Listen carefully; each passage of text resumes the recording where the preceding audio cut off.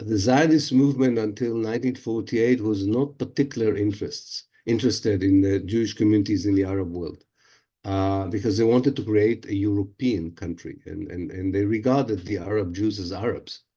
But because of the Holocaust, and because of the fact that even people who survived the Holocaust did not come in large numbers to Israel, and the Anglo-American communities of Jews felt safe enough in their countries and stayed in those countries.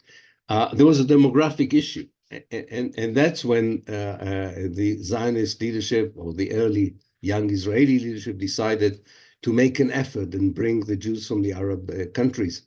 Now, they had a problem. The Jews in the Arab countries did not suffer from the kind of anti-Semitism that Europe experienced during the Second World War, and it was not that easy to persuade them. Neither, there were established Jewish communities in North Africa, in Egypt, in Syria, in Iraq, and in Lebanon, integrated into the society. And even when they felt the pressure because of Zionism and the rise of Arab nationalism that began, like Zionism, to identify them with Zionism, unfortunately for them, although most of them were not Zionists, even when they felt the pressure, they preferred to go outside of the Middle East rather than to go to Israel. So the Israelis needed to accelerate this massive immigration. And as you're absolutely right, in the case of Iraq, they needed to bomb the synagogues in order to create that kind of fear. In Syria, it took a long time before the Syrians and Lebanese as well came, and you needed more or less, and that is true about North Africa as well, you needed the 67 war in many ways to create the last phases in the history of these remarkable communities, and unfortunately, as Israel became a fact, and it began to also target neighboring Arab countries and not just the Palestinians, it was very difficult.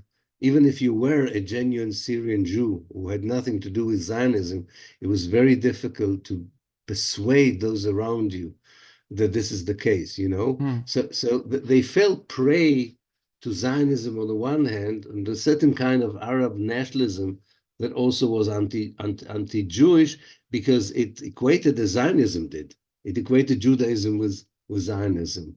And that's a huge tragedy. I mean, as people in Syria and Iraq will tell you today, the tragedy was that Iraq lost its Jews and that the Iraqi Jews lost Iraq. And you can say the same about Syria and Morocco. And these people were de-Arabized in Israel, to a certain extent successfully, unfortunately. Namely, they deny their Arab identity, their mother tongue, and they try to be Europeans. And that's a very sad and tragic story of the Arab Jews. And of course, if you call them Arab Jews in Israel, they don't like this term.